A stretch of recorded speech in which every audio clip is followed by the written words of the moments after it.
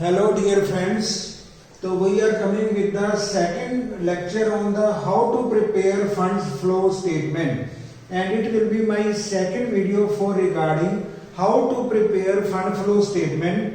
और लास्ट जो first video से इसका ये डिफरेंस रहेगा, नंबर 1 डिफरेंस होगा ईयर्स आर गिवन रिवर्स। अब हमने जो भी सम लिया है इसमें ईयर हमें रिवर्स गिवन है, 2011 is given and 2010 is given afterwards. तो जो लास्ट सम था उसमें मेरा सीक्वेंस राइट था, दैट वाज 2019-20। अब यहाँ पे आ रहा है 2011-10। नंबर 1 डिफरेंस हमारे सम का ये होगा।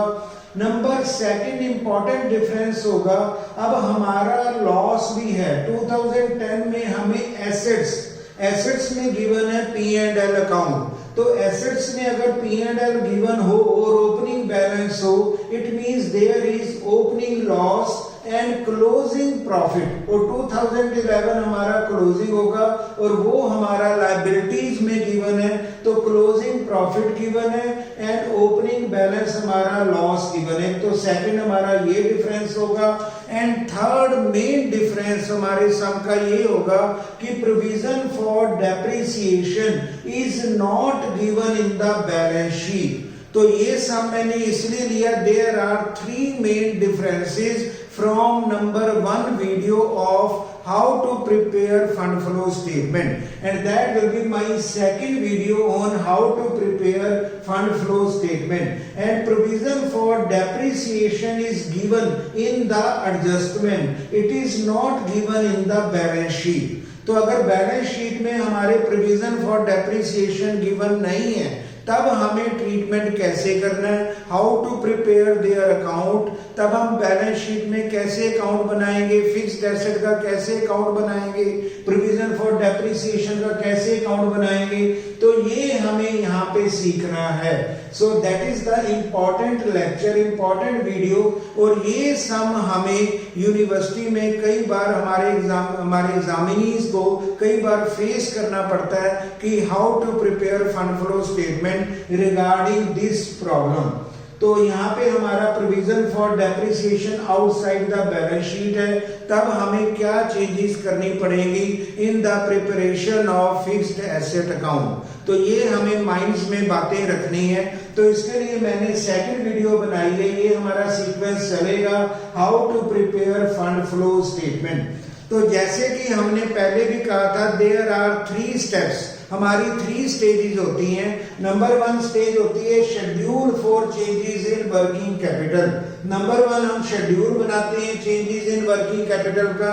नंबर 2 हम बनाते हैं adjusted profit and loss account, and number 3 हम बनाते हैं statement of sources and application.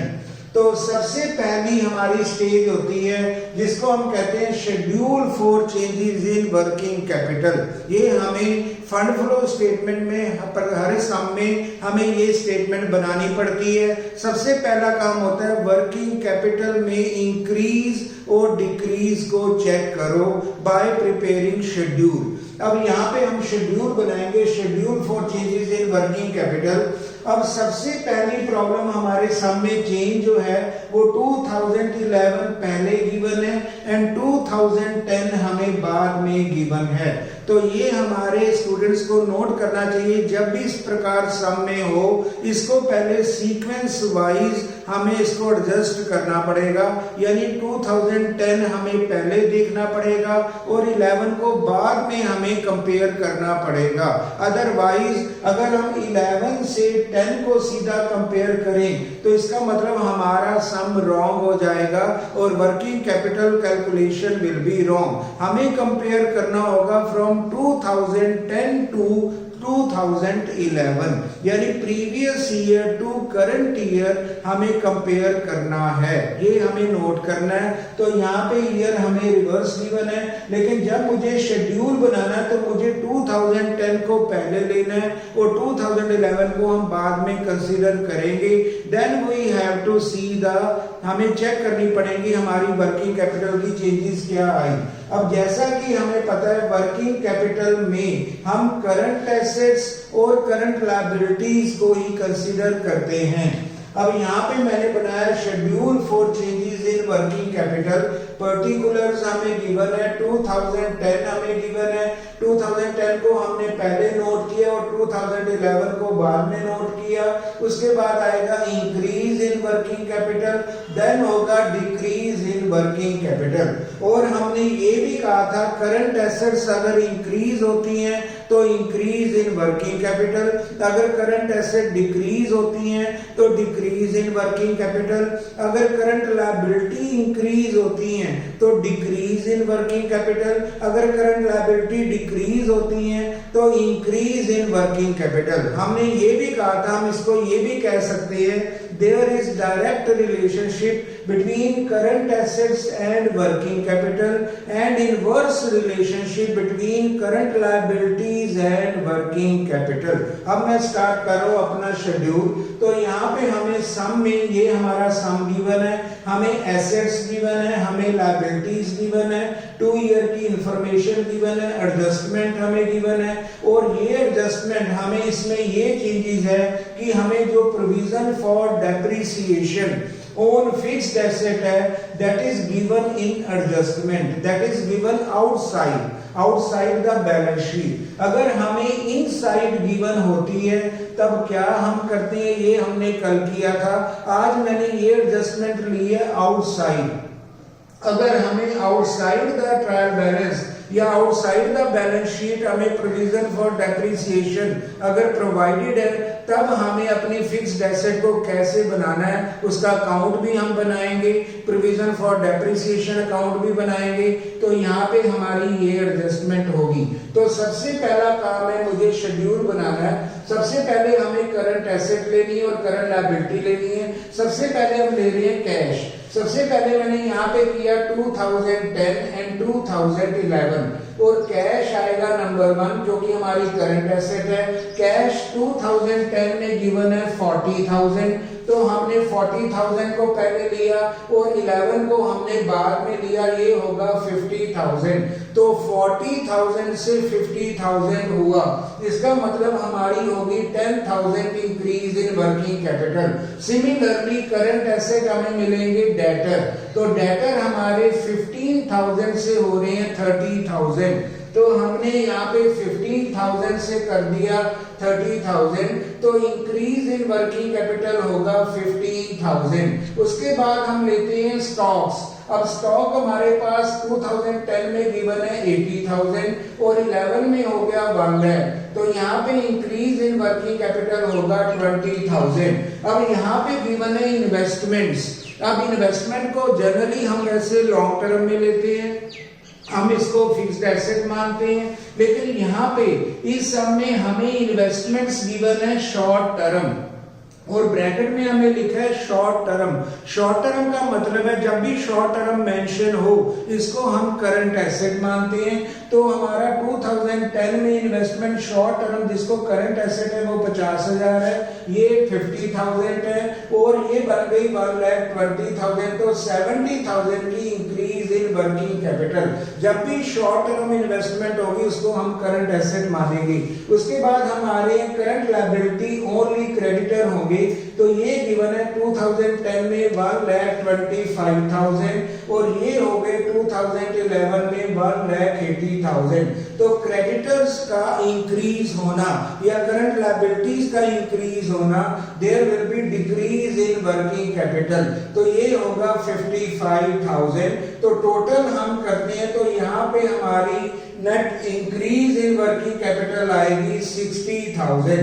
ये हमने पहले अपना शेड्यूल प्रिपेयर किया और इस शेड्यूल में हमें ये ध्यान दिया कि 2010 को पहले लेना है। पहले हम सीक्वेंस वाइज करेंगे ईयर को 2010 एंड 11, 2010 को 11 से कंपेयर करेंगे और इंक्रीज और डिक्रीज को चेक करेंगे। तो जब भी हमारे जो स्टूडेंट्स हैं जब भी फंड फ्लो स्टेटमेंट का सम वो अटेम्प्ट करते हैं तो सबसे पहले उनको ईयर चेक करना पड़ेगा, उनके क्वेश्चन पेपर में ईयर कौन सा गिवन है। अगर ईयर उनका रिवर्स गिवन है तो सबसे पहले उसको सीक्वेंस में लाएं, पहले प्रीवियस होना चाहिए फिर करंट से हम कंपेयर करेंगे। हमारे जनरली क्वेश्चन पेपर में जो सेटर है वो क्या करता है, पहले करंट देता है फिर प्रीवियस देता है। तो हमें सबसे पहले उसको सीक्वेंस करना है, तो हमें उसको सिंक्रोनाइज करना है, तो हमें पहले प्रीवियस करना है, फिर हम करंट में लेंगे, तब हम कंपेयर करेंगे regarding schedule for changes in working capital. ये हमने बना लिया और हमारी नेट इंक्रीज बन रही है 60,000। ये हमारा पहला स्टेप था। जैसे मैंने कहा हमारे जनरली 3 स्टेप्स होते हैं। अब मैं आ रहा हूं सेकंड स्टेप में। अब सेकंड स्टेप में हमें कुछ अकाउंट्स भी बनाने हैं। अगर उनकी कोई इंफॉर्मेशन हमें गिवन है, हमें वहां पे अकाउंट भी बनाने होंगे वर्किंग नोट में। और यहाँ पे हमारा सेकंड होगा adjusted profit and loss account, जिसको हम कह सकते हैं calculation of funds from operation और फंड्स लॉस्ट फ्रॉम ऑपरेशन। यहाँ पे हमें आइदर कोई आंसर मिलेगा, या तो फंड फ्रॉम होगा या फंड्स लॉस्ट होगा। अब मैंने प्रॉफिट एंड लॉस अकाउंट बनाया। अब सबसे पहले इस सम में बड़ी इंपॉर्टेंट बात है, हमें देखना है कि हमारा profit and loss account asset side में है कि लायबिलिटी में है। अगर लायबिलिटी साइड में P&L बैलेंस है तो वो प्रॉफिट शो करता है, अगर एसेट में है तो वो हमें लॉस शो करता है। ये हमें माइंड में देखना है। तो अब मैंने देखा प्रॉफिट एंड लॉस अकाउंट हमारा 2010 में, ये हमारा लॉस हमारा एसेट साइड में गिवन है। एसेट में कितना गिवन है? 40,000। इसका मतलब इसको हम कहते हैं ओपनिंग लॉस। अगर एसेट्स में P&L गिवन है तो वो लॉसेस को शो करते हैं, बिजनेस के लॉसेस कितने हुए। तो ओपनिंग हमारा ये लॉस है।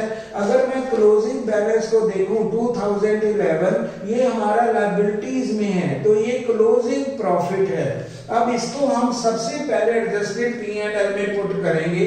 जो हमारा ओपनिंग लॉस है इसको हम पुट करेंगे टू बैलेंस ब्रॉट डाउन। ये होगा 40,000, क्योंकि ये हमारा लॉस में गिवन है, क्योंकि एसेट में गिवन का मतलब है ये लॉस है। तो लॉस को हमें लेना है टू बैलेंस ब्रॉट डाउन 40,000। ये ओपनिंग बैलेंस होगा प्रॉफिट का, क्योंकि ये लॉस है। अब सिमिलरली अगर मैं क्लोजिंग बैलेंस को देखूं, वो 2011 में लायबिलिटीज में गिवन है। अगर लायबिलिटी में क्लोजिंग बैलेंस गिवन है तो इसका मतलब वो शो कर रहा है क्लोजिंग प्रॉफिट। ये हमारा प्रॉफिट बताता है कि हमने कितना प्रॉफिट अर्न किया अगर लायबिलिटी में है। तो क्लोजिंग हमारा 20,000 का प्रॉफिट है, तो इसको हमने पहले क्लोजिंग लिख दिया टू बैलेंस कैरिड डाउन 20,000। तो ये मैंने ओपनिंग क्लोजिंग अपने प्रॉफिट को बना लिया। अब हम चलते हैं फिक्स्ड एसेट अकाउंट में। अब फिक्स्ड एसेट अकाउंट हमारे लिए एक नया बनेगा, क्योंकि provision for depreciation outside the balance sheet है। इसका मतलब जब भी स्टूडेंट्स को दिखे कि हमारे provision for depreciation outside the balance sheet given है, बैलेंस शीट के अंदर प्रोविजन फॉर डेप्रिसिएशन और अक्यूमुलेटेड डेप्रिसिएशन और डेप्रिसिएशन रिजर्व हमें मेंशन नहीं है, इसका मतलब जो हमारी फिक्स्ड एसेट जो यहाँ पे गिवन है एसेट में, वो नेट वैल्यू पे गिवन है। तो जब भी हमें फिक्स्ड एसेट का अकाउंट बनाना होता है, हमें ग्रॉस वैल्यू पे बनाना होता है। ये हमें नोट करना है। तो अगर तो लायबिलिटीज में हमें गिवन होता प्रोविजन फॉर डेप्रिसिएशन, हमें बैलेंस शीट के अंदर ही गिवन होता, तो हम ये ज्यूम करते कि ये ग्रॉस वैल्यू पे है। जब हमें इंटरनल बैलेंस शीट में प्रोविजन फॉर डेप्रिसिएशन और अक्यूमुलेटेड डेप्रिसिएशन गिवन नहीं है, इसका मतलब वो आउटसाइड है। इसका मतलब ये फिक्स्ड एसेट जो है हमारी अब नेट वैल्यू पे मानी जाएगी। तो नेट वैल्यू को पहले हमें ग्रॉस में बनाना है। तो ये सम में डिफरेंस है। ये सम बहुत इंपॉर्टेंट है यूनिवर्सिटी पॉइंट ऑफ व्यू के लिए, हमारे एग्जामिनेशन में बहुत अपीयर हुआ है। तो सबसे पहले हम फिक्स्ड एसेट को ग्रॉस वैल्यू पे बनाएंगे, क्योंकि provision for depreciation outside the balance sheet है। तो अब मैंने फिक्स्ड एसेट अकाउंट को ओपन कर लिया, परफॉर्मा बना लिया, और साथ में मैंने बना लिया प्रोविजन फॉर डेप्रिसिएशन अकाउंट का परफॉर्मा। अब सबसे पहले हम फिक्स्ड एसेट को ओपनिंग बैलेंस लिखते हैं। तो यहाँ पे लिया to balance brought down 2 lakh. लेकिन ये जो 2 लाख है ये नेट वैल्यू पे गिवन है, इसको मुझे ग्रॉस वैल्यू में बनाना है। ग्रॉस के लिए मुझे जो ओपनिंग डेप्रिसिएशन है, जो प्रोविजन मुझे सेपरेट गिवन है, उसको ऐड करना पड़ेगा। तो इसको मैंने ऐड किया। 2 लाख की मेरे पास नेट वैल्यू एसेट की गिवन है। अब यहाँ पे opening balance of provision for depreciation हमें गिवन है 50,000 और क्लोजिंग बैलेंस हमें गिवन है 60,000। तो मैंने ओपनिंग नेट एसेट्स में जो मुझे 2 लाख गिवन है, उसमें ओपनिंग प्रोविजन फॉर डेप्रिसिएशन को ऐड करना है ताकि हम इसको ग्रॉस वैल्यू पे बना सकें। तो अगर ये मुझे बैलेंस शीट में गिवन होता, प्रोविजन फॉर डेप्रिसिएशन लायबिलिटीज में गिवन होता, तब ये हमारा ग्रॉस वैल्यू पे इसकी अजम्पशन होनी थी। अगर ये आउटसाइड द बैलेंस शीट है तो ये अब नेट वैल्यू पे बन गया। सबसे पहले इसको हमें ग्रॉस वैल्यू पे बनाना होता है, ये हमें माइंड में रखना है। जो भी हमारी फिक्स्ड एसेट है वो ग्रॉस वैल्यू पे बनती है, कभी भी नेट वैल्यू पे नहीं बनती। तो इसको हमने ग्रॉस किया। अब मैंने किया, जैसे फिक्स्ड एसेट का डेबिट बैलेंस होता है, तो हमने किया 2 बैलेंस ब्रॉट डाउन। मैंने यहाँ पे ग्रॉस लिख दिया 2 लाख नेट वैल्यू है। इसमें हमने opening balance of provision for depreciation को ऐड कर दिया, ये बनेगा 2,50,000। ये हमारी ग्रॉस वैल्यू बन गई है ओपनिंग एसेट की। सिमिलरली मैंने इसका क्लोजिंग वैल्यू भी बनानी है। अब यहाँ पे हम करेंगे बाय बैलेंस कैरी डाउन। ये भी मुझे गिवन है 2 लाख, लेकिन ये भी नेट है क्योंकि हमें डेप्रिसिएशन बाहर गिवन है, हमारी बैलेंस शीट के आउटसाइड गिवन है। तो ये मैंने 2 लाख ये भी लिया, इसमें मैंने क्लोजिंग डेप्रिसिएशन को ऐड करके इसको भी मैंने ग्रॉस वैल्यू बना दी और ये हम बना रहे हैं फिक्स्ड एसेट। तो ग्रॉस वैल्यू ओपनिंग बनेगी 2,50,000 और क्लोजिंग ग्रॉस वैल्यू बनेगी हमारी 2,60,000, क्योंकि मैंने ओपनिंग और क्लोजिंग डेप्रिसिएशन को नेट वैल्यू में ऐड करके अपने ओपनिंग और क्लोजिंग एसेट को मेंटेन कर लिया। तो यहाँ पे मेरा ओपनिंग बैलेंस बनेगा एसेट का 2,50,000 और क्लोजिंग बनेगा 2,60,000। मैंने डेप्रिसिएशन प्रोविजन को ऐड करके उनको ग्रॉस बना लिया। अब हम देखते हैं during the year 2011 machine costing 30,000 जिसपे डेप्रिसिएशन लगी 10,000 was sold for 16,000। अब हम देखते हैं 30,000 की कॉस्टिंग में 10,000 की अगर डेप्रिसिएशन को लेस किया जाए तो नेट बुक वैल्यू रह जाती है 20,000। अब 20,000 की एसेट को हमने बेचा 16,000 का। अब यहाँ पे 20,000 माइनस 16,000 तो ये बनेगा 4,000 का लॉस होगा। अब इसको हम पोस्ट करेंगे फिक्स्ड एसेट अकाउंट में, तो ये होगा बाय कैश। सबसे पहले हमने सेल ली 16,000, फिर हमने ली डेप्रिसिएशन 10,000, फिर हमने लॉस लिया बाय P&L। लॉस को हम कहते हैं बाय P&L। अगर प्रॉफिट होता तो यहाँ पे लेते to profit and loss account. अगर लॉस होगा तो वो क्रेडिट में आएगा अपनी फिक्स्ड एसेट अकाउंट के, तो यहाँ पे आएगा लॉस 4,000। तो ऐसे मैंने 3 आइटम को पुट किया। नंबर 1 सेल को पुट किया, नंबर 2 हमने डेप्रिसिएशन को क्रेडिट में पुट किया, नंबर 3 4,000 को मैंने लॉस को क्रेडिट में पुट किया। अब हमारी क्रेडिट साइड एक्सीड कर रही है और ये बनता है 2,90,000, लेकिन डेबिट में हमारे 2,50,000 है। तो यहाँ से हमारी मिसिंग फिगर कैलकुलेट होती है and that will B purchase of fixed asset. तो इस तरह हमने अपनी फिक्स्ड एसेट को परचेज किया और ये बनेगा 40,000 और इसको हम पुट करेंगे एप्लीकेशन में। परचेज को हम एप्लीकेशन में पुट करते हैं और सेल ऑफ फिक्स्ड एसेट को हम सोर्स में पुट करते हैं। तो यहाँ पे मैंने लिख दिया टू कैश, ब्रैकेट में हमने ए डाल दिया, 40,000 की परचेज होगी। अब सिमिलरली मुझे प्रोविजन फॉर डेप्रिसिएशन का भी अकाउंट बनाना है ताकि हम टोटल डेप्रिसिएशन चार्ज को कैलकुलेट करें। अब यहाँ पे सबसे पहले ओपनिंग बैलेंस कितना होगा 50,000। हमेशा ओपनिंग क्रेडिट होता है प्रोविजन फॉर डेप्रिसिएशन में या कम्युलेटेड में या डेप्रिसिएशन रिजर्व में, ये क्रेडिट बैलेंस होते हैं। तो मैंने ओपनिंग बैलेंस को लिखा जो हमारी एडजस्टमेंट में गिवन है 50,000 और क्लोजिंग बैलेंस हमें गिवन है 60,000। तो यहाँ पे by balance brought down and to balance carry down 60,000। अब यहाँ पे जो बाय डेप्रिसिएशन थी फिक्स्ड एसेट में, हमने उसको प्रोविजन फॉर डेप्रिसिएशन में टू डेप्रिसिएशन कर दिया 10,000, वो डेबिट बन के आ गया। अब टोटल डेबिट साइड हमारी डेप्रिसिएशन की बनती है 70,000। इसका मतलब टोटल डेप्रिसिएशन हमने बैलेंस से फिगर करके कितनी चार्ज की 20,000। अब इसको हम P&L में ऐड बैक करेंगे। तो हम प्रॉफिट एंड लॉस में टोटल डेप्रिसिएशन भी लेते हैं और भी नॉन ऑपरेटिंग एक्सपेंसेस और लॉसेस लेते हैं। अब मैंने बनाया एडजस्टेड P&L। अब यहाँ पे हम आगे सबसे पहले हमने ओपनिंग लॉस को पुट किया था क्योंकि वो एसेट में था 40,000। क्लोजिंग प्रॉफिट को पुट किया क्योंकि वो लायबिलिटी में थे क्लोजिंग 20,000।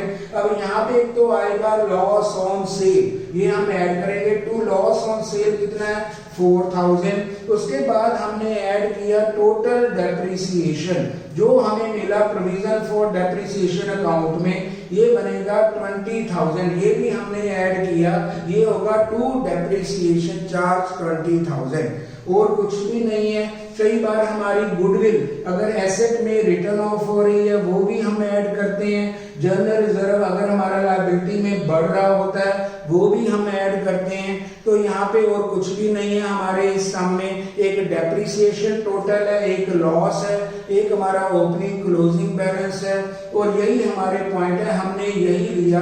तो टोटल हमारा डेबिट का बनता है 84,000। अब क्रेडिट में कोई भी आइटम नहीं है हमारे सामने क्योंकि ओपनिंग हमारा लॉस था, तो इसका मतलब डेबिट में ही सारे ट्रांजैक्शन आ गए और 84,000 हमारी बैलेंसिंग फिगर रहेगी जिसको हम कहेंगे बाय फंड्स फ्रॉम ऑपरेशन।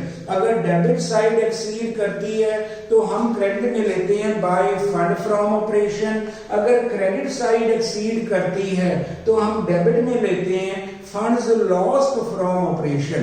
अब हमारी डेबिट एक्सीड करे तो हमारे पास होगा बाय फंड फ्रॉम ऑपरेशन। तो 84,000 का हमें आंसर मिलेगा, that will be our second step. तो ये हमारे 84,000 को हम कहेंगे FFO या फंड फ्रॉम ऑपरेशन। अब थर्ड मेरा जो स्टेप होगा इंपॉर्टेंट, वो लास्ट स्टेप होता है statement of sources and application. ये मेरा थर्ड स्टेप है। अब सबसे पहले जो हमें FFO मिला दैट इज ए सोर्स। अगर हम मिलता है फंड फ्रॉम ऑपरेशन, इसको हम सोर्स कहते हैं। अगर होता है फंड लॉस्ट फ्रॉम ऑपरेशन, फिर उसको हम कहते हैं एप्लीकेशन। अब मेरा FFO फंड फ्रॉम ऑपरेशन, तो ये बनेगा 84,000। उसके बाद जो भी हमने सेल की 16,000 की, ये बनेगी सेल ऑफ फिक्स्ड एसेट 16,000। उसके बाद हम देखते हैं कोई अगर हमारी एडजस्टमेंट एंट्री बैलेंस शीट में रहती है। अब हमने इक्विटी को चेक करना है एंड डिवेंचर को भी हम चेक करेंगे जो पोर्शन हमारा अनटच्ड है। अब देखो इक्विटी ये 2010 में थी 1 लाख और 11 में बन गई 2 लाख। इसका मतलब 1 लाख होगा इशू ऑफ शेयर कैपिटल। तो ये भी हमारी सोर्स होगी इशू ऑफ शेयर कैपिटल। तो ये 1 लाख भी हमने ले लिया, सेल ऑफ फिक्स्ड एसेट भी ले ली और FFO भी ले लिया। अगर तीनों ट्रांजैक्शन को टोटल करें तो हमारा सोर्स बनता है 2 लाख। अब सिमिलरली हम एप्लीकेशन में जाते हैं। एप्लीकेशन में नंबर 1 जो आइटम है वो है परचेज ऑफ फिक्स्ड एसेट। हम यहाँ पे ले रहे हैं परचेज ऑफ फिक्स्ड एसेट 40,000। और अगर हम डिबेंचर को चेक करें तो डिबेंचर हमारे कम हो रहे हैं। अगर डिबेंचर कम होते हैं तो इसको हम रिडम्पशन मानते हैं, अगर ये बढ़ते हैं तो इसको हम इशू ऑफ डिबेंचर मानते हैं। अगर इशू ऑफ डिबेंचर होगा तो वो सोर्स हो जाएगा, मनी कंपनी को मिली होगी। अगर कंपनी ने रिडीम कर दिए होंगे, पे ऑफ कर दिए होंगे, तो इसको हम एप्लीकेशन मानेंगे। अब 2010 में 2 लाख डिबेंचर थे, बन गए 1 लाख, यानी डिक्रीज हो रहे हैं। तो डिक्रीज को हम मानते हैं रिडम्पशन ऑफ डिबेंचर। तो ये आएगा 1 लाख। उसके बाद हमने परचेज ले ली फिक्स्ड एसेट की 40,000। तो ये बना 1,40,000।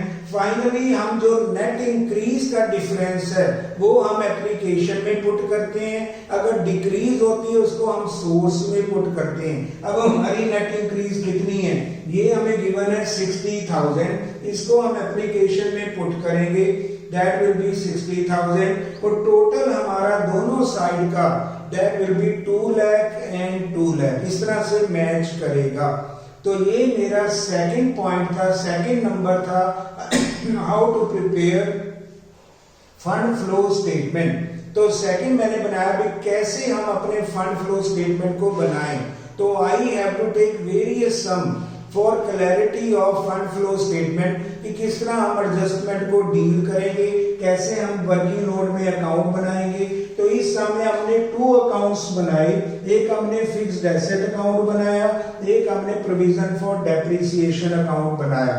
और ये हमारा प्रोविजन फॉर डेप्रिसिएशन इस सम में गिवन है आउटसाइड द बैलेंस शीट। जब आउटसाइड द बैलेंस शीट हो तो हमें फिक्स्ड एसेट को पहले ग्रॉस करना पड़ता है। ग्रॉस के लिए हमें क्या करना पड़ता है, जो नेट एसेट वैल्यू गिवन है उनमें ओपनिंग और क्लोजिंग जो अलग अलग हमारी डेप्रिसिएशन गिवन है, ओपनिंग में ओपनिंग को ऐड करते हैं, क्लोजिंग में क्लोजिंग ऐड करके उनको ग्रॉस बनाया जाता है, तब हम फिक्स्ड एसेट अकाउंट को राइटली प्रिपेयर कर सकते हैं।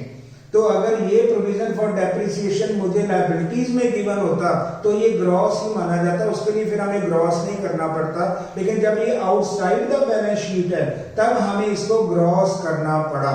ये बड़ी इंपॉर्टेंट बात है जो हमारे स्टूडेंट्स को नोट करनी चाहिए।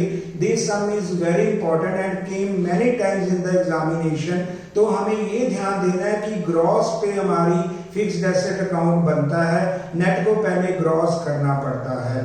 Thank you very much. That is my second video on how to prepare fund flow statement. I shall be coming with the more videos.